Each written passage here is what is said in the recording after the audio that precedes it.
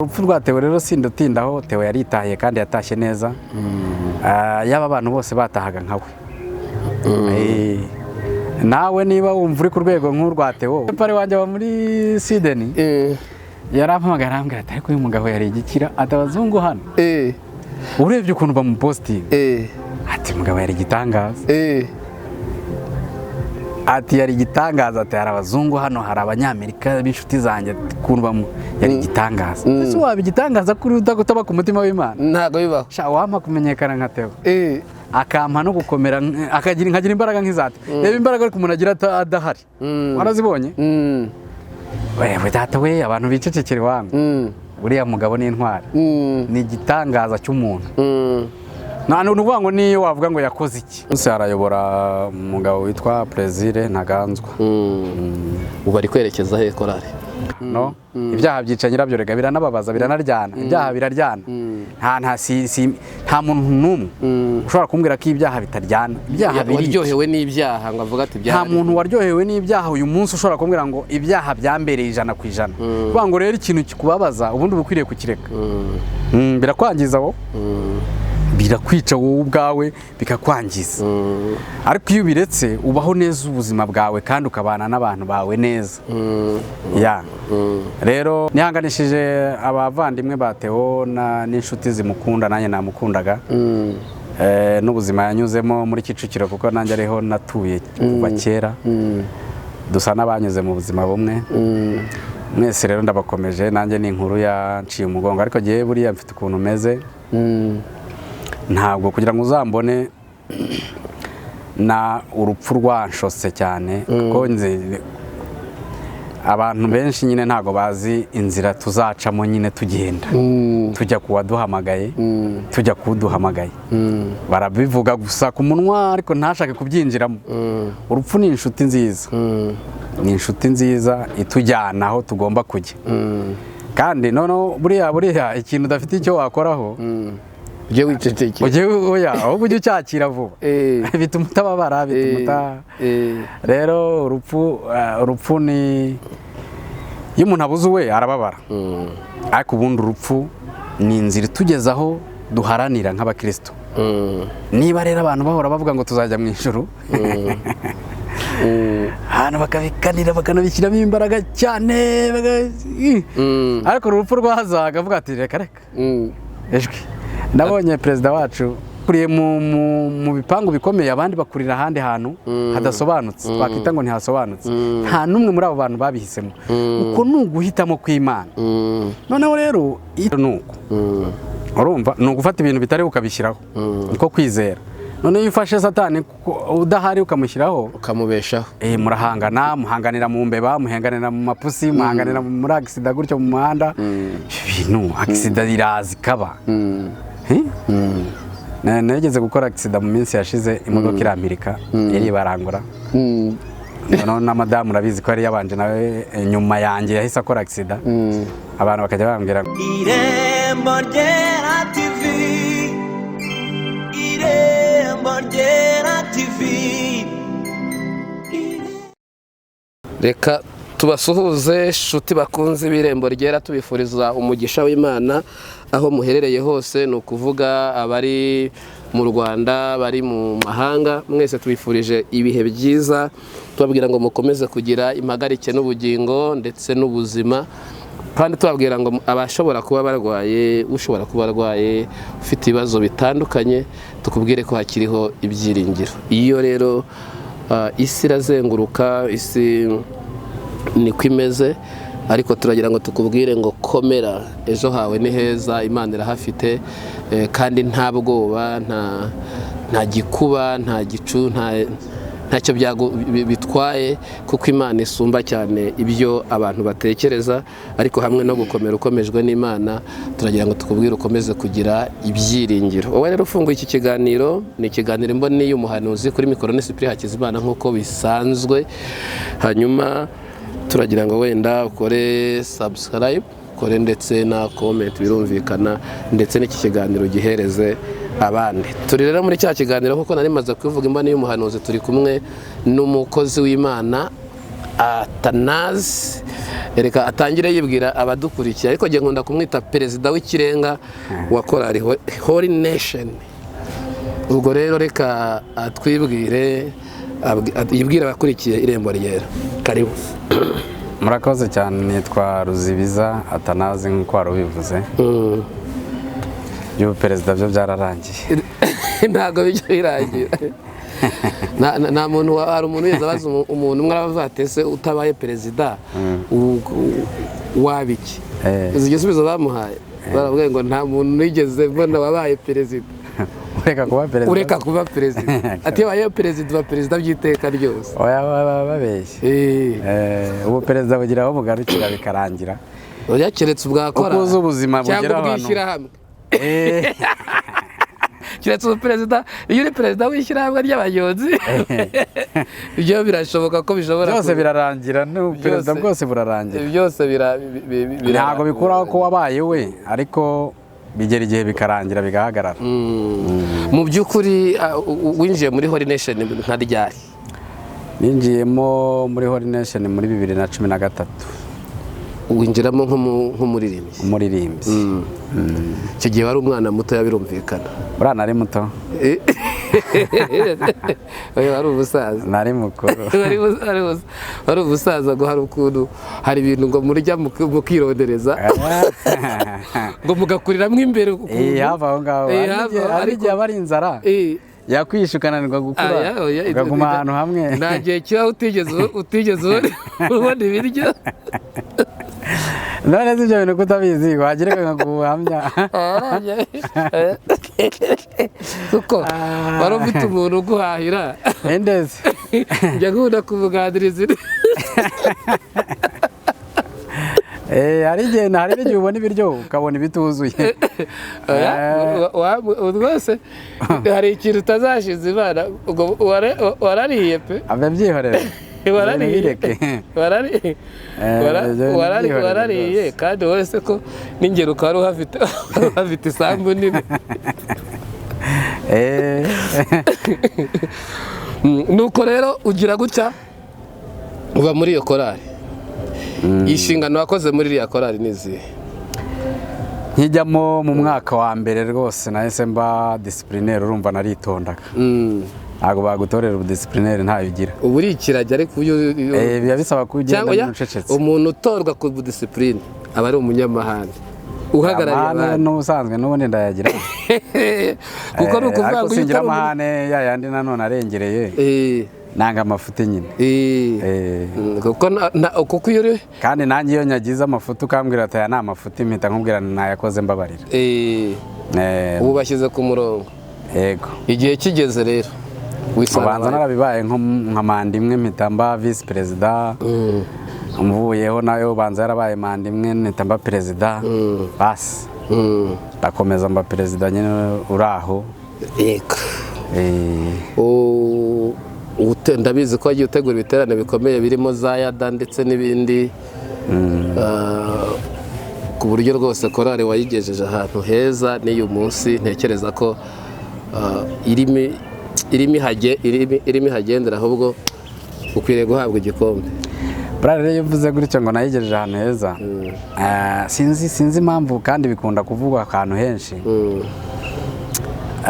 Nta muntu umwe buriya wishoboza. Ba bantu twari turi kumwe bose twarakoranye tugerayo. Aho twageze hari aho, kandi buriya ntitwari no kuharenga. Buriya nubwo nari perezida nyine ibintu byose byitirirwa perezida, ariko buriya hari abantu baba bakoze. Hari abantu baba bakoze kugira ngo ibintu bigerweho. Ariko burya abantu bakora mwiyerekwa bahawe. Hari n'igihe aribo barizana. Hari n'igihe aribo barizana kubera ko ari wowe nyine uba ubikonfirima, ari wowe ubifatira icyemezo bikitwa ibyawe ariko atari n'ibyawe. Cyane cyane iyo ukorana n'abantu mwumvikana ubumva nabo bakumva, buriya nta kintu na kimwe mushobora gukora ngo cyange kugerwaho. Cyanze bikunze kigerwaho. Ubwumvikane no koroha, kandi uzabicunge. Abantu benshi bakunda uretse n'ibya korali ahantu hariho hose ubuyobozi bwinshi bukunda kwicwa no kutumvikana, ugasanga abantu barayoborana bayoboye ikintu kimwe ariko ntibumvikane. Si ngombwa ngo abantu bumvikane 100%, ariko hari ubwumvikane bw'ingenzi muba muhuriza, ugasanga mu bintu byose nubwo mutumvikanye 100%, ariko byibura mufite nka 80%. 20 rero iyo gapfuye nta kintu gatwara. Ya usanga rero nyine ibyo byose nyine buriya ikintu cyose iyo cyagenze neza kigaragara ko gihita kiza ko ari umuyobozi mwiza gifite, kandi ni nako kuri. Uyu munsi arayobora nde? Uyu munsi arayobora umugabo witwa Plaisir Ntaganzwa. Ubu ari kwerekeza he korari? Ni heza buriya Holy Nation ntabwo ari korari ifite umuntu wayerekeza aho ashaka. Ni iyerekwa rya kera buriyo, ifite uburyo ibayeho, ifite ubuhanuzi igenderaho. Nta muntu rero waza ngo uyerekeze aho ushaka, byanze nyine ubwo uva mu nzira ukigendera, kandi ntumenye ko wavuye mu nzira, uvamo rwose. Wigira ku ruhande, nta n'ugusunika, nta ntambara ibamo, birikora. Kuko buriya ibintu byavuye ku Mana, kera tukiri batoya Imana yajyaga itubwira muri bya bindi by'ubuhanuzi nyine nawe uzi, kandi nawe urabizi jya uhanura muri zo purere. Imana yajyaga itubwira ati nzabazamura, dutanga igiceri cya senkani. Ndibuka tugura sente bwa mbere twatangaga igiceri cya 50, kukibona nabwo ari intambara. Icyo gihe rero kubwira ngo hari ibintu bikomeye muzakora ntago twabyumvaga. Turi ku giceri cya 50 nacyo kukibona ari intambara. Twaguze senti y'ibihumbi 700, ariko twayikuye mu cyuya tukiri bato nyine tukiva muri Ekodini. Birumvikana. Rero nta muntu wayiyobora uko yabishaka, iyo ahubwo yakuyobora uko ibishaka birakunda.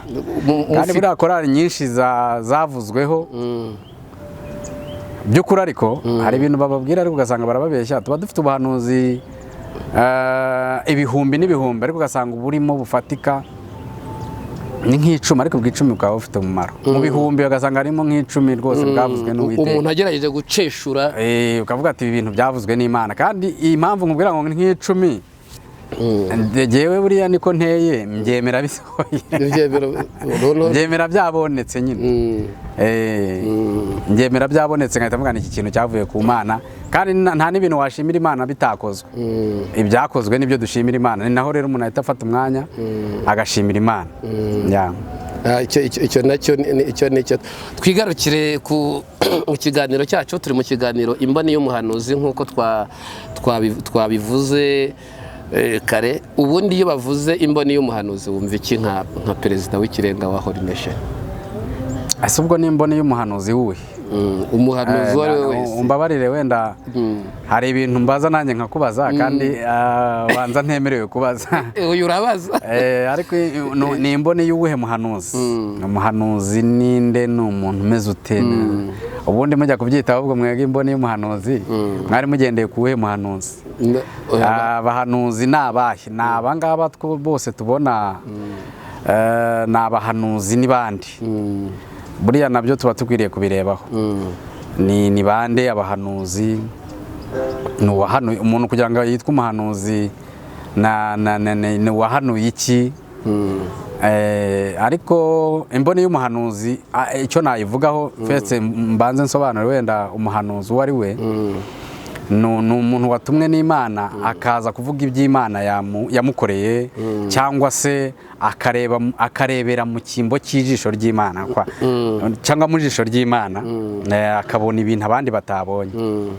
Nubwo muri iyi minsi abantu bose babaye abahanuzi, ariko Imana buriya nta kavuyo igira. Nta kavuyo igira, kandi iyo abantu bagize akavuyo iricecekera, kandi iricecekera ikaguma aho ngaho, ikagomeza bari mu kavuyo bareba. Ntaza gutandukira ibyo warumbajije, ubwo aho mpageze nahita nkubwira ko ukuntu Imana yiyicarira ikareba abantu bari mu kavuyo, ngo bari mu buhanuzi, ngo bari mu mayerekwa, ngo bagize gute, ikicecekera. Yo nta kintu na kimwe buriya amarangamutima y'abantu, amarangamutima y'abantu afite ukuntu atwereka Imana mu buryo butari bwo. Imana ntigira ikintu kiyikanga. ntigira ikintu kiyitera ubwoba, nta gihunga igira. uzi impamvu itagira igihunga? ni uko ireba imbere n'inyuma hose ibihareba kandi ikaharebera rimwe. noneho twebwe kuko dufite ibintu tureba tukagira aho tugarukira duhorana igihunga. Imana yavuze gutya kandi iri bubigenze gutya, Imana yavuze gutya, nimwangira bigenza gutya, nimubikora gutya bigenza gutya. Icyo ni igihunga cy'abantu, noneho tukakizana mu Mana tukabihuza n'Imana. Nageze numva umuhanuzi avuga ngo mukore ibindi mutabikora ngo Imana irabagirira nabi. Ntabwo Imana igira nabi, n'ibyo bayitirira byose ntabyigira, kandi Imana igira nabi, kandi byose biba mu kuboko kwayo. Ariko ubugizi bwa nabi bw'Imana ntabwo bugendana n'amarangamutima yacu, ahubwo ni ukuri. Icyo twita ubugizi bwa nabi bw'Imana ni ukuri kw'Imana, niko kuri kw'Imana kandi gufitiye umumaro abantu abo nakita ngo igiye kugirira nabi. ni ukuri kw'Imana gufitiye umumaro uwo igiye kugirira nabi, kandi we aba atabona. Imboni y'umuhanuzi rero navuga ni ukureba ibyo abandi batabona, kumva ibyo abandi batumva. mushaka muzashyireho ayo mazina yose: imboni y'umuhanuzi, ugutwi k'umuhanuzi, imvugo y'umuhanuzi. ibyo byose ni ibintu yagiye mu cyimbo cy'Imana akabikora mu cyimbo cyayo. tuvuga imboni y'umuhanuzi, tuzi umuhanuzi umwe witwa Eliya nabo bita ba Elisa. Barebaga ibyo abantu batareba kandi bakareba ibiri kure, ariko bakajya mu bitekerezo by'Imana, cyangwa se bakagira n'ibitekerezo byabo ariko bikuzuzanya n'iby'Imana. Yego. Noneho bakaba igihe bategeka ako ngako wenda gatoya, nta muntu wagize ibitekerezo bye. buriya tubaho ubuzima bw'Imana. Rega abantu ku isi babaho ubuzima bw'Imana, abantu ku isi ndagasubiramo babaho ubuzima bw'Imana. kubera iki? nta muntu ugira icyo agira, tugirwa n'Imana. nta muntu ufite icyo afite, ntacyo yihaye, cyose kihabwa n'Imana. nta bitekerezo rero ba Elisa bagize cyangwa imvugo zabo byaturukaga ku Mana kubera icyo ishaka. Atanazi, ubundi mu by'ukuri wizera Bibiliya nk'inzira ijyana abantu mu ijuru? Abantu benshi batangira baragira gute niba ushaka kujya mu ijuru ati reba muri Bibiliya. Wizera Bibiliya nk'inzira ijyana abantu mu ijuru? inzira ijya mu ijuru rero abantu babivuga uko bashatse, ariko inzira ijya mu ijuru nta juru rindi rihari. ijuru Imana ibamo sinzi aho iba, ariko buriya nta juru rindi rihari. ijuru ni twebwe, ijuru ni twebwe n'ubuzima tubamo. mu ijuru naho ahandi dupfa tukajya. umuntu uvuga ko twagiye mu ijuru cyangwa twagiye ikuzimu, abo bantu baba bibeshya cyane. uretse ko Imana yaturemye ifite ahantu itujyana, ntazi nawe utazi. kuko Bibiliya cya gitabo twemera uri kuvuga ngo ndacyemera, iyo nkigiyemo nsanga bivuga ko ibintu tuzabona mu ijuru, aho tuvuga ko ari mu ijuru, ni ibintu bitatekerejwe n'umuntu, ni ibintu bitumviswe n'umuntu, ni ibintu umuntu atabonye. noneho iyo tubikarikiriye rero tugashyira mu marangamutima tukavuga ngo mu ijuru hameze gutya, ngo hazajya bameze gutya, ngo bazanyura aha, aho tuba tugiye gutandukira cya gitabo. Rero ijuru ry'Imana rirahari, ariko twese ntitubuzi aho riri. rero kiriya gitabo niyo kitatujyana mu ijoro ariko kitubeshaho neza. ni ubuzima wakurikije ibintu birimo, ni ubuzima, ni ubuzima bw'umuntu wese uwakurikiza kiriya gitabo cya Bibiliya, ni ubuzima.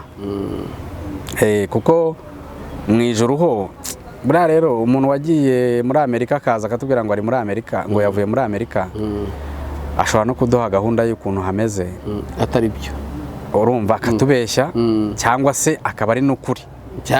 ariko kubera ko yatubeshye yaragiye, nta kibazo, turabyemera. noneho nta muntu urajya mu ijoro ngo agaruke. n'abatubwira ko bagiye bararyama ngo bagasinzira, ngo bagahita bajyanwa. ibyo bintu rero ngiye ntarajyanwamo, mube mubyihoreye. ntabwo mube mubyihoreye gutyo. ijuru ry'Imana nemera ko rihari ahantu iba, ko yo ni nini iruta isi.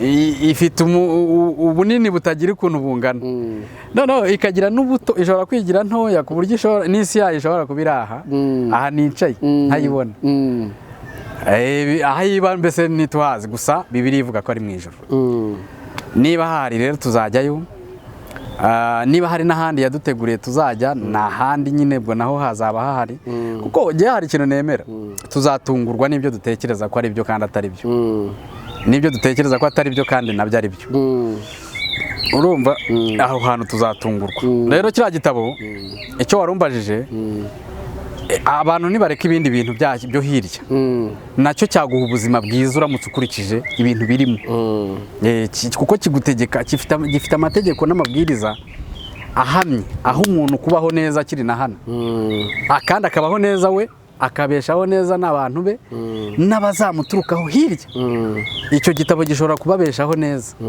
ugikurikije iki gitabo cyitwa Bibiliya utakizanyemo amarangamutima ugakurikiza icyo kivuga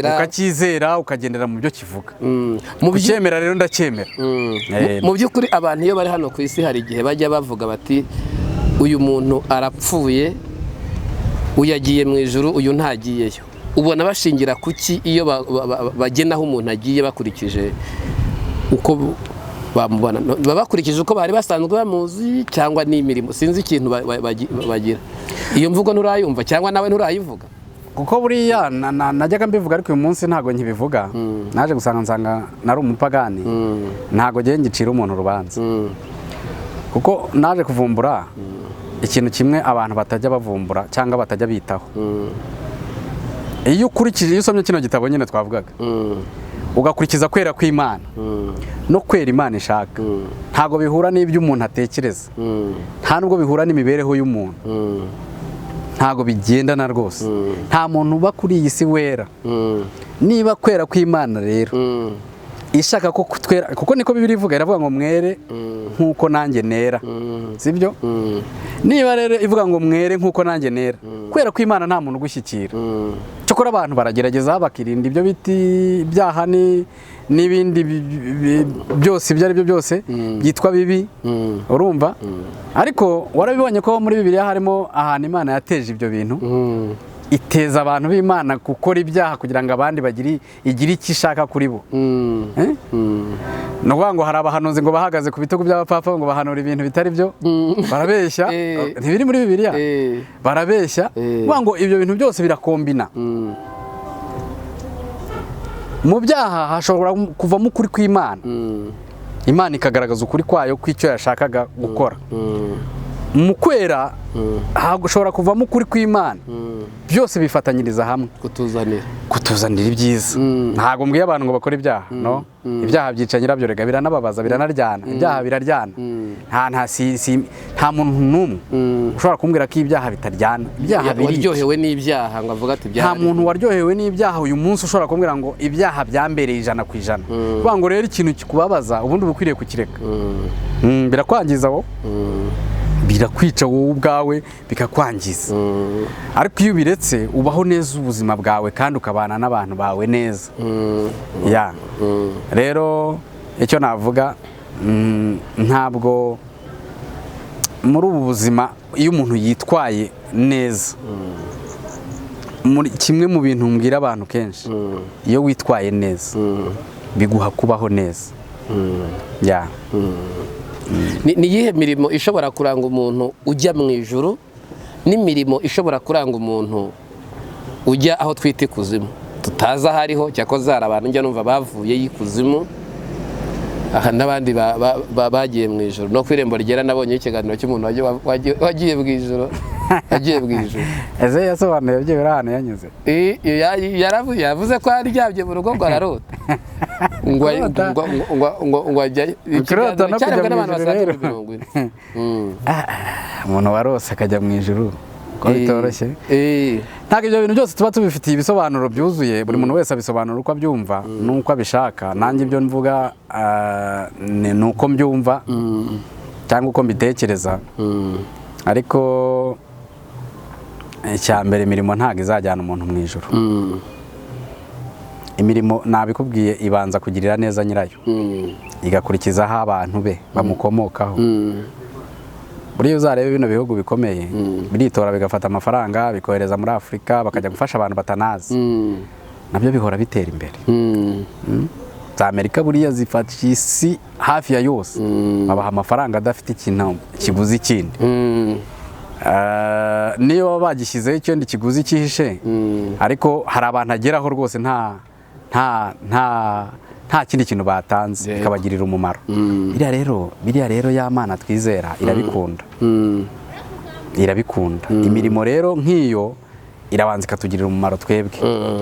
Ibyo izatujyana mu ijuru, hari abavuga ngo ngira twubakira amazu, ngo hari uzasanga ngo harimo amakaro meza.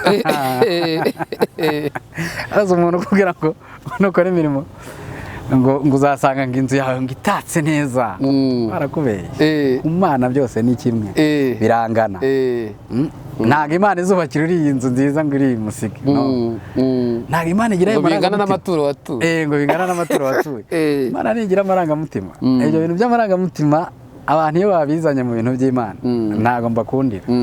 Imana ni imwe, itekereza kimwe, ihoraho rimwe, ikomeye kimwe, igihindagurika, ntigira akantu kagutya no. Imana ni imwe muri byose. Imirimo rero kuyikora bifite umumaro, nabisubiyemo kenshi muri iki kiganiro, ndabizi ko abantu bazabyumva kenshi. Bifite umumaro kuri twe no ku bazadukomokaho. Iyo ukora neza uba uzi ko uba umeze nk'umuntu wubaka inzu. Iyo umuntu yubaka inzu aba azi ko ari gukora igikorwa kandi kirambye. Yes, gukora imirimo myiza rero, gufasha imfubyi, kwita ku badafite shinge na rugero, kwita ku barwayi badafite ikivurira, kandi ntubikore gusa, nabyo ubishyizemo imbaraga. Hari ukuntu abantu babishyiramo imbaraga n'igituza n'umurava by'umubiri nyine bidafite icyo bivuze. Cyose ukoze n'umutima wawe ugikunze kiba kandi iteka uzabyumva iyo ugikoranye umutima kirakuryohera. Igikorwa cyose wakoze ubishaka ugikoreye mu Mana kirakuryohera. Ntabwo rero imirimo iri mu bintu bizatujyana mu ijuru, kuko ijuru ryo twararihawe, ijuru turarifite. Yego rero ukavuga uti imirimo ntabwo ariyo ijyana abantu mu ijuru, ijyana abantu mu ijuru ni ukwizera. Hariho rero abantu bavuga ko umuntu yagiye kuzimu ariko kenshi bagendeye ku bikorwa akora. Buriya mu by'ukuri ushyize mu gaciro imirimo yajyana umuntu kuzimu ni nk'iyi. Navuze ko imirimo muri ibyo bintu byose nta na kimwe gikoramo. Buriya imirimo na Bibiliya ariko ibivuga neza, ivuga ko izaherekeza umuntu ariko wagiye. Urumva? Buriya rero abantu niyo bakora imirimo mibi ariko akizera, hari umuntu ukora imirimo mibi ugasanga ntagira umuntu anagaburira. Wenda nabyo tuzabikorera ikiganiro tuvuge ku mirimo Bibiliya ivuga uko ni myinshi. Ngiye mvuga ibihari nyine biboneka, hari n'imirimo itaboneka reka, hari n'imirimo itaboneka, ariko nta mirimo yajyana umuntu ikuzimu, nta n'imirimo yajyana umuntu mu ijuru. Kuko wenda nkunganiye kugira ngo abaza kutwumva badukurikira twumve neza, kuko iravuga ngo idukiza itabitewe n'imirimo twakoze, ahubwo ni za mbabazi zayo. Ibyo bita ubuntu ubu ngubu byanashegesha abantu benshi. Ni ubuntu nyine, ni ubuntu Imana yaduhereye, ni ubuntu. Ikintu usabwa ni ukubyizera ko Imana yaguhereye ubuntu. Urumva? Batazagira ngo bararikoreye. Nta muntu. Cya gitabo nyine nakubwiraga, hari umugabo wigeze kutuganiriza aratubwira ngo nitugera mu ijuru ngo kurikije filime tuzahabona n'ibizaba bihari, ngo tuzajya duhora twikubita imbere y'Imana tuvuga ngo warakoze. Urumva? Ngo nijya kudushimira ntituzagera twubura amaso, tuzajya tumanuka gutya duhora twikubita imbere y'Imana tuvuga ngo warakoze. Kubera ko tuzasanga nta kantu na kamwe twigeze dukora kugira ngo tugere aho hantu, nta na kamwe, ahubwo ari Imana yatwifatiye nk'uko turi abana bayo ikatwijyanira. Kubw'ubuntu bwanjye, kubw'ubuntu bwanjye ndabahaye bana banjye.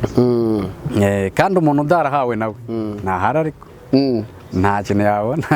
Reka ibaze buriya rega nta munyabugingo washaka ubugingo ngo abubure, nta n'utabufite wabushaka ngo abubone.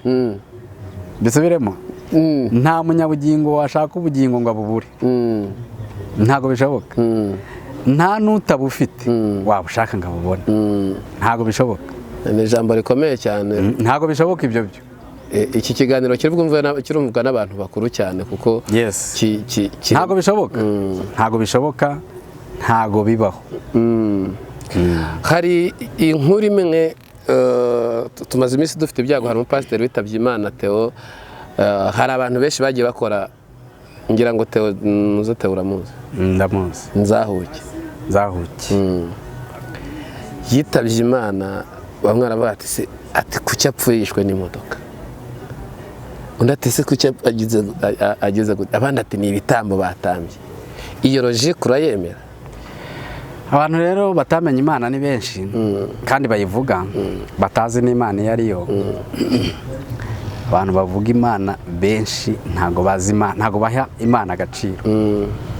Ntago nakavuze kare, navuze ngo Imana ntigira ikintu kiyikanga, kuko yo ireba imbere ikareba n'inyuma. No ngo ireba hashize, hamwe twege tuzi rimwe na rimwe tujya tunibagirwa, ikareba n'ahazaza. Noneho ntirebaho gusa, imenya itangira ry'umuntu. Bibiliya iravuga ngo nakumenye kera utaraba urusoro. Ibibazo umuntu ataraba urusoro, atarajya mu abatari yanabaho, nuba ntiyari ahari. Nakumenye kera utaraba urusoro, nkushyiriraho ibyo uzakora n'ibyo uzanyuramo byose. None iyo Mana rero wowe ugahita uyitwara mu buryo bwawe. Nihanganishije abavandimwe ba Theo n'inshuti zimukunda, nanjye namukundaga. N'ubuzima yanyuzemo muri Kicukiro, kuko nanjye ariho natuye kuva kera. Dusa n'abanyuze mu buzima bumwe. Mwese rero ndabakomeje, nanjye ni inkuru yanciye umugongo, ariko giye buriya mfite ukuntu meze. Ntabwo kugira ngo uzambone na urupfu rwanshose cyane, kuko abantu benshi nyine ntago bazi inzira tuzacamo nyine tugenda tujya kuwaduhamagaye, tujya kuduhamagaye. Barabivuga gusa ku munwa ariko ntashake kubyinjiramo. Urupfu ni inshuti nziza, ni inshuti nziza itujyana aho tugomba kujya. Kandi noneho buriya ikintu udafite icyo wakoraho, ujye wicecekera, ahubwo ujye ucyakira vuba. Bituma utababara, bituma rero urupfu ni, iyo umuntu abuze uwe arababara, ariko ubundi urupfu ni inzira itugezaho duharanira nk'abakristo. Niba rero abantu bahora bavuga ngo tuzajya mu ijuru, hano bakabikanira bakanabishyiramo imbaraga cyane, ariko urupfu rwazaga avuga ati reka ejwi. Nabonye perezida wacu Paul Kagame avuga ngo abantu ngo barabivuga cyane, ariko bababwira ngo bagende bose bagahita banga. Nagiye mbona utuntu abantu bakora, ngo babasanze udufilime bakina, bakabasanga mu rusengero bafite imbunda. Umuntu wemera kujya mu ijuru abigahera ku bapasiteri, bakavuga bati reka ntaho tujya. Kandi bari kuvugira abantu ko ati bazajya mu ijuru, kujya mu ijuru ari sawa. Rero urupfu nari ntandukiriye wenda kugira ngo bumve neza, kubisobanura neza. Urupfu ni inzira itujyana mu ijuru, kandi buriya byoroshye kubyakira vuba kuruta ibindi bintu. Ndaha nzapfa, aho uzapfa, nubwo iminsi itazaba imwe. Urumva? Mbese iyo niyo nzira, nta yindi ihari. Hari undi se wegeze wumva yaragurutse aragenda? Reka na bijya bindi batubwira muri Bibiliya ngo Enoke harya ni Enoke, guko yari yagiye n'ingoga, gutya ngakanyura ahantu. Ariko abantu babivuga bose nta muntu wegeze ubibona ahari. Reka bajye babyihorera, nzajya mbifata uko nyine byakira. Oya, ahubwo hari ibintu abarokore bakora wenda tugikomeza bajya ngo Yesu nzi ko mfite amagare ibihumbi, ati harimo n'iryo wangeneye. Harimo n'iryo wangeneye. Buriya bavuga kuriya, buriya babazi igare se ni noneho ibaze bashyizeho ngo amagare ibihumbi. Nta mubare buriya uvuze ngo ibihumbi ni ibintu bitagira aho bigarukira. Noneho muri ayo ibihumbi hari harimo n'irya Theo. Urumva? Ubwo hajemo irya Theo rero, ubwo hajemo irya Theo rikaza rinyuze mu modoka wowe urabigira induru, urabigira induru Intambara. Theo ngo bamutanzemo ibitambo. Hari ibyo bintu by'ibitambo ubundi mwamwiza. Buriya rero abakozi b'Imana iyo bavuga ibyo bintu ntago baba bazi Imana nyine. Nakubwiye ngo ntago bazi Imana. Kandi uko nkubwira niko kuri. Noneho ndabihamya noneho kuko nguko ari ukuri. Umuntu utazi Imana ajya muri ibyo bintu. Nta nzira umuntu acamo atarayihawe n'Imana. Iyo ugiye kuvuga ngo ni igitambo ngo batanze bandi ariko nta muntu uzi Imana rega batamba urubura gutamba mu giki ngo Satani ngo yamwimbye se buruzi ko jewe Satani ntemera kwa hari reka ta arazabaho nakubwiye ngo ibintu byose biba mu mugambi w'Imana kubera impamvu Imana ishaka n'iki ishaka gusohoza.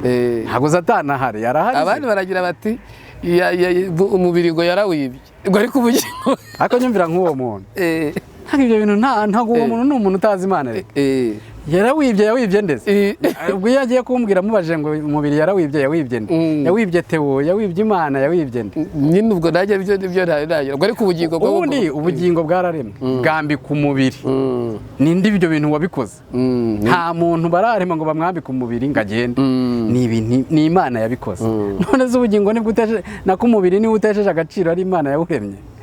Nta kintu Imana yaremye idafitiye ubusobanuro idafite naho yabijyana. Ifite uburyo kibifata byose ikabikombina kandi ikabitwara mu buryo bwayo. Nta nubwo umubiri w'umuntu utakara uko ubonye aho yawuremeye uzatakara niho uzataka. Wibigira rero ngo Satani yibye. Satani nawe warereka Satani mumwizereramo umushaka iki bagira ngo mbwire n'aba bakozi b'Imana birirwa Satani bamwamamaza mwirwa mumwamamaza buri yuko umuvuga kenshi ni kuri kumwamamaza uramwamamaza ubundi arahari wavuze ko adahari ko n'ubundi adahari arahari ze jewe impamvu mbivuga gutyo kandi niko mbaho maze imyaka myinshi mbaho gutyo nta kintu na kimwe kijya kimbaho ngo mvuge ngo ni Satani wakizanye. Ntuzananyumva n'imyaka tumaranye nawe urabizi ntuzanyuma mvuga ngo Satani cyangwa ngo mbwire ngo ninsenge ngo nirukana abadayimoni ngo na Satani abo banyarwanda birukana barahari. Nashimye Imana ko turi kumwe niba Imana turi kumwe abadayimoni baraza kugira gute. Ibyo bintu rero iyo umuntu abijyanye muri ubwo buryo imyizerere iratwangiza nayo ubwayo. Kwizera rero nuko urumva ni ugufata ibintu bitari ukabishyiraho niko kwizera. None iyo ufashe Satani udahari ukamushyiraho ukamubeshaho murahangana muhanganira mu mbeba muhanganira mu mapusi muhanganira muri accident gutyo mu muhanda ibintu accident iraza ikaba. Nageze gukora accident mu minsi yashize imodoka irampirika yari barangura none na madamu urabizi ko yari yabanje nawe nyuma yanjye yahise akora accident abantu bakajya bambwira ngo bibitaba ngo ibyo bintu ngo rusikara Satani ntwaye imodoka kuva 2010 sinanagonga no ku modoka yindi nyuma none ni njyewe udakwiriye gukora accident rero ndi kwisi none ubyite ngo ni ibya Satani kereka ni ibintu bigenwe mu buzima bwanjye etape y'ubuzima bwanjye harimo ibintu harimo ibindi nageze kujya mbwirirwa nkanaburara urumva kandi icyo gihe cyarashura bizi cyarashize iryo ndabibona nsagurira n'abandi nawe urabizi ko byashize urabizi urumva none rero kiriya gihe nabwirirwaga nkaburara cyari igihe cyabyo wivuga rero ngo ubwo ni Satani ngo wari wansuye aransura mu nzara se tufana iki nawe ni igihe cy'ubuzima kigenda kigira gutyo kandi ntibazakubeshye ibintu byose biba ku bantu bose. Kuba Theo yarapfiriye mu mpanuka bivuze iki? Abandi bantu bose ntibapfira mu mpanuka ko agomba gutahira niho igare rye ryari riri yes yego niho riri reka buriya umuntu reka nkubwire nta muntu uzicara ngo yihimbire bikubwire yicare mu nzu iwe ngo yihimbire ngo ajye kumanika umugozi ngo ashyire mu mutwe ntabwo bibaho. Ako kantu kari muri wowe kazabikubwira ni umuteguro uhari kuko abantu bose batekereza kwiyahura siko biyahura ntabwo ariko bapfa siko biyahura hari n'abiyahura ntibapfe kandi yabitekereje kubera iki adapfa bakarinda bamukuramo imigozi igacika yashyiraho n'undi ugacika yashyiraho n'undi ugacika niyo mpamvu ari kujya mu nzira itari iye ntiyagwayo kuko aho siho azagwa ntarikata yanyuze mu nzira yanyuze kuri rya gare muri ya magare y'ibihumbi ari kwicara ku igare ry'abandi kubera ibibazo afite kubera iki ariko niba ari igare rye ryageza azahumanika nta nubwo azamanika munini kamushipirika kandi gato ahita agenda kamucisha ngo kuzibya buje aho rero iyo ugezemo aho hagati njyewe niho mpita mvugana ariko imanza ndazishaka hiye ibyo bintu by'imanza ndabishaka hiye wabiretse ko nyiri umuremyi w'abantu azi ikintu yaremeye abantu azi n'inzira azabacishamo abanyedini rero aho bava bakagera abanyamadini bose twese twigisha ibintu twigishijwe urumva nibyo nahoze nkubwira kare turi kuganira abantu bose bigishwa ibintu bigishijwe urumva kandi hariho Imana ihishura hariho Imana ihishura ikaguhishurira ibintu ariko iteka ryose abantu benshi bahishuriwe bazanye ibintu bidasa n'iby'abandi kandi iyo uzanye ibintu bidasa n'iby'abandi bahita bavuga ko ari ibindi bintu ubwo bimanutse bizanywe n'abazima abantu benshi bahishuriwe bazana ibintu bidasa n'iby'abandi ariko abantu bazanye ibisa n'iby'undi numva amagambo mvuze kuri iyi kamera yawe hari ibyo umuntu ari bukuremo nawe akabijyana n'undi akabijyana akabihuza n'ibindi yakuye ahandi akigisha abantu ibintu yakuye impande zitandukanye ibyo bintu birimo uburozi birimo ukuri byose rero iyo bikurunze mu abantu bakunda kugendera nyine mu kigare ibyo bumvise cyane cyane bibafavoriza ibituma mbese imitima yabo inezerwa barabyirukankaho ariko ntago natinze ku rupfu rwa Theo sinshaka no kubivugaho cyane Theo yaritahiye kandi yatashye neza ariko ubundi buriya nk'umuntu uvuga biriya bintu uretse bya bintu byanyu wenda by'abanyamakuru mugira byo gukunda amaviews n'abantu kugira ngo abantu batwike bamenyekane wa mugani ariko umuntu witora akavuga ngo umuntu yaherekejwe n'abantu bangana kuri ubundi nushaka kumenya ko uri kumwe n'Imana ugashaka kubimenya neza Imana nigutiza igikundiro nka kiriya uzavuga ati ndi umwana w'Imana ubundi Imana niyo yonyine ikunda ko abantu benshi bayimenya bakanatinda kuyivugaho buriya niba hari n'ikintu tugirana ibibazo n'Imana ni ukutayivuga kenshi ubundi ikunda icyubahiro urabizi ntubizi niba ubizi cyangwa abantu bose babimenye mu bintu Imana ikunda icyubahiro buriya hari naho nicara nabyo tuzabiganireho ubundi Imana yaturemye urumva Imana yaturemye ahanini ikirwana nacyo ari ukugira ngo tujye tuyihesha icyubahiro turi ibiremwa rega biri aho ngaho gusa byigendera ni ibintu by'ibiremwa biri aho ngaho bikwiriye gukora ibyo Imana yabiremeye bikava ku isi kandi bikayinezeza ziri mu ijuru urupfu rwa Theo rero sindutindaho Theo yaritahiye kandi yatashye neza yaba abantu bose batahaga nkawe nawe niba wumva uri ku rwego nk'urwa Theo uzimanike no mu mugozi wenda tuguherekeze bingana kuri njye nzahita mbivura ko wagiye mu ijuru ariko abantu bagukunda kuri uriya rwego mfite pare wanjye aba muri Sweden yarampamagara arambwira ati ariko uyu mugabo yari igikira ati abazungu hano urebye ukuntu bamupositinga ati mugabo yari igitangaza ati yari igitangaza ati hari abazungu hano hari abanyamerika b'inshuti zanjye ukuntu yari igitangaza ese waba igitangaza kuri utaba ku mutima w'Imana ntago bibaho wampa kumenyekana nka Theo akampa no gukomera nkagira imbaraga nk'izate reba imbaraga ariko umuntu agira adahari warazibonye wewe data we abantu bicecekere wangu uriya mugabo ni intwari ni igitangaza cy'umuntu nta n'uvuga ngo niyo wavuga ngo yakoze iki nahita nkubwira ntibyo bintu yakoze Imana yarabishyigikiye ibintu bihari byamizwe n'ibyo ibyiza yakoze byamizwe ni ibibi yakora byamizwe n'ibyiza yakoze rwose yarabimeze binabimira bunguru urumva kandi uzabicunge niba warakurikiye Theo inyigisho ze yigishije atajyana mu marangamutima yigishije ukuri k'ubuzima kandi buriya nibwo buzima dukwiriye kwigisha ukuri k'ubuzima kutujyana mu ijuru kutunyuza muri ya nzira kutugeza aho tujya, ukuri k'ubuzima, ibintu byose yagiye avuga. Ngewe nagiye nkurikira amavideo, nta marangamutima yajemo, yagiye avuga ukuri k'ubuzima. Kandi ukuri k'ubuzima buriya tukubwiye abantu, umuntu mu buzima akwiriye kumera gutya, umuntu akwiriye kubaho gutya, kandi ukwiriye kunyura hano ugatekereza ko wahava ukagera na hariya. Ukuri k'ubuzima nibyo bintu yavugaga. Buriya ni intwari, igihe mufata nk'intwari. Ntihazagire rero umuntu ukomeza kuvuga, abantu bakomeza kuvuga gutyo nyine n'abantu batazi Imana, batazi n'inzira z'Imana. Baciriritse mu gutekereza. Baraciriritse mu gutekereza. Ibitambo, ibyo bintu mwihimbiye ngo by'ibitambo. Njye sintekereza. Barabirukanaho imikoshi n'abadayimoni. Erega abadayimoni bafata umuntu wabifatishije. Umuntu abatindikira bakamusana n'abadayimoni ugakomeza kumva nyine nawe uri kumwe n'abadayimoni. Njya mbona abantu benshi kubera nyine kutamenya, nyine nabyo kumenya Imana bisaba kuyegera, kandi ukabikora nkawe, ntugendere mu kigare. Nibo bantu bicara hariya akavuga ngo munsengere, ngo munsengere. Imana si umunyamatiku. Igitambaro cye gikingirije ahera cyaratabutse kugira ngo buri muntu yigerereyo. Kandi gusenga cyane no kujya mu misozi cyane no kuvuga cyane wakanza agahanga wagakambije, ntago bivuze ko ari guhura n'Imana. Ntago Imana ihura n'abantu bakambije agahanga. Kareka Imana ihura na buri muntu wese ubishaka ko bahura nayo, kandi wowe ushobora no kutabishaka yikabishaka ko muhura nayo. N'ubundi mu bushake bw'umuntu nta rukundo rw'Imana agira. Urukundo rw'Imana ruba kuri twe, ariko urukundo rwacu ntiruba ku Mana. Eshwi ntago dukunda Imana reka.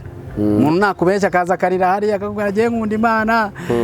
Wowe ukunda Imana si uruhe rukundo? No gukunda umuntu mubana byarakunaniye byuzuye.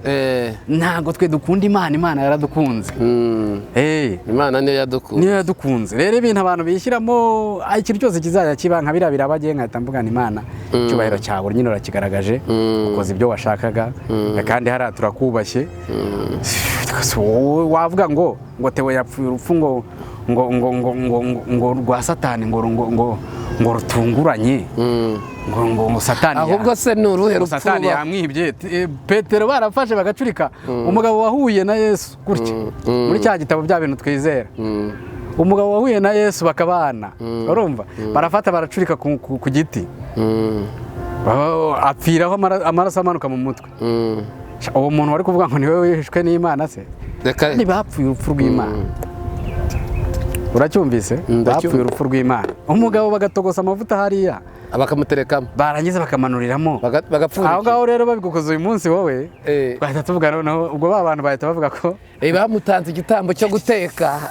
Baramutanze noneho baramwangije. Oya ariko biriya bintu rero ni ubujiji bw'abantu batamenya Imana y'ukuri. Hubwo ni ibice by'Imana bagiye bumvaho, ariko ntibamenya Imana ukuri kwayo kuba mu kuri kwa byose. Byose biri mu kuboko kw'Imana. Dusoza rero turagira ngo dushimire abadukurikiye, kuko biragaragara ko iki kiganiro ni kirekire, kubera ko impamvu gikwiriye kuba kirekire, abantu benshi bakwiriye gusobanukirwa, kuko umuntu wese arabona ipusi akavuga ati ni umuntu wangenzeho.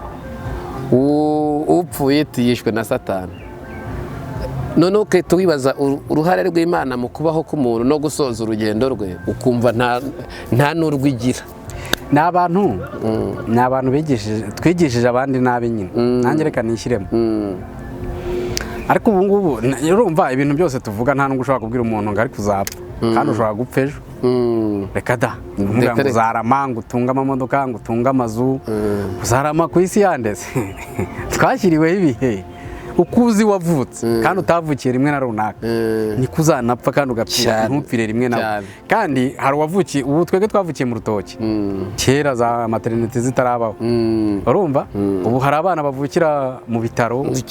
Ni n'itegeko rya leta, nta muntu wemerewe kuvuga ubutumwa ndabutambukije, nta muntu wemerewe kubyarira imuhira. Yego, ariko buriya reka nkubwire, urabizi ko hari abandi bana bavutse muri jenoside, ababyeyi biruka, urumva, ntibanabagenye neza, niba ari kubagenya bagukata mu kondo ubahuza na nyina, bakabikoresha igiti cyangwa se ibuye, urumva. Uwo nawe yaravutse, kandi ntabwo yahisemo kuvuka icyo gihe, urabyibuka, ntabwo yahisemo kuvuka icyo gihe. Uwo wavukiye mu rutoki nawe umenye ko atavukiye mu rutoki abishaka.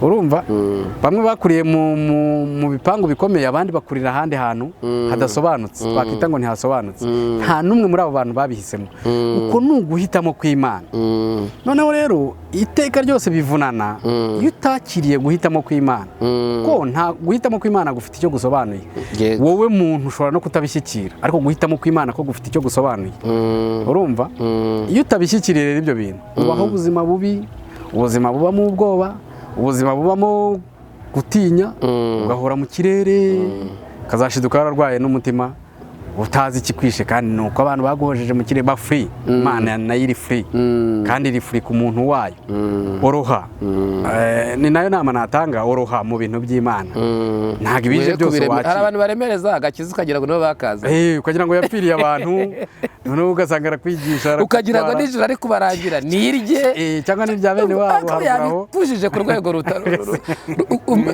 rwego rurenze nyirabyo ntago rero nyibyumva neza ntago ibyo bintu nyibyumva neza urakanika abantu wowe noneho ijuru akamera nk'uritanga subu reka nguhe urugero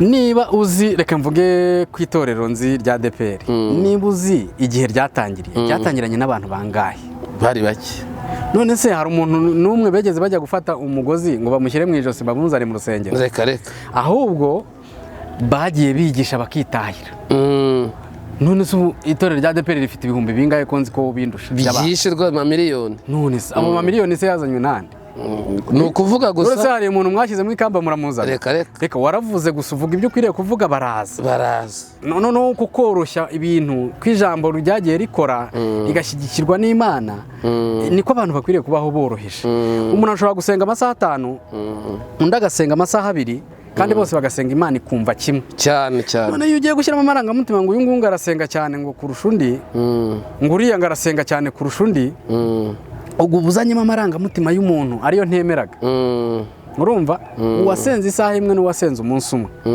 bose basenze Imana uwavuze amagambo 2 n'uwavuze amagambo 5,000 bose basenze Imana yumva kandi Imana yo nyine iyo utamenye ko ijambo rimwe uvuze ubwira Imana yego rishobora kuvamo amagambo 1000 n'ibihumbi mu myaka 1000 n'ibihumbi ijambo rimwe uvuze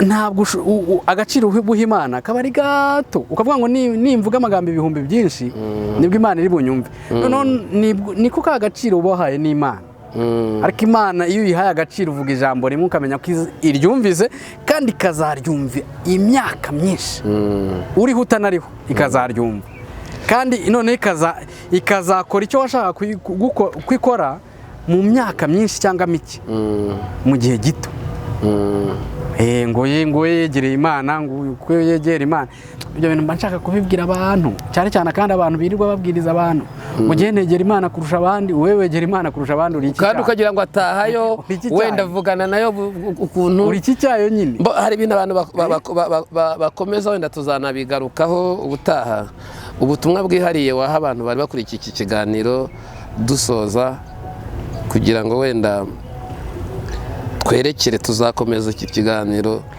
abantu ubutumwa bwihariye nta n'ubundi ni ukubwira abantu ko Imana ari umubyeyi Imana ni data wa twese mwiza ako gusa ni data wa iyo ushyizeho twese ahantu wavukiye kandi wumve ni umubyeyi w'umuntu papa wawe na mama wawe mwese babafata kimwe babafata kimwe nk'abana nuko akantu k'ubumuntu kazamo kuko Cyprien yakoze cyane ni nako dufata Imana kazamo kuko Cyprien yakoze cyane agashimisha papa yavuga ati umwana wanjye Cyprien ndaguha ahangaha uriya muhe hari ntabwo Imana imeze iryo ubu wakoze cyane niyo yabakoze cyane ari bucuti wanjye aherutse kuganira ati papa yari yagatiye ahantu hari isambu itukura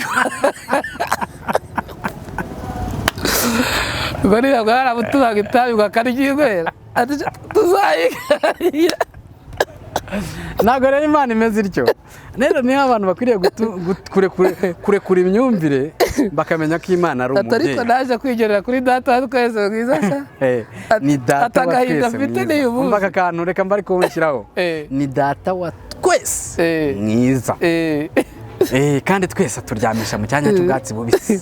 Atagahinda afite si uko data yapfuye, atagahinda afite nuko yapfuye atarebye ukuntu nakize. Urumva uzize akantu karimo ngo nibura abona kuri ya sambu itukura. Ese none warabibonye ko iby'Imana bitandukanye n'iby'ababyeyi, ko yamuhaye isambu itukura, iyo sambu ubundi yageze anayihingamo yakubisemo n'isuka. Reka none se rero ibintu abantu bose batekereza n'ibyo abantu bavuga bitandukanye kure n'iby'Imana. Imana ni umubyeyi, ni data wa twese mwiza.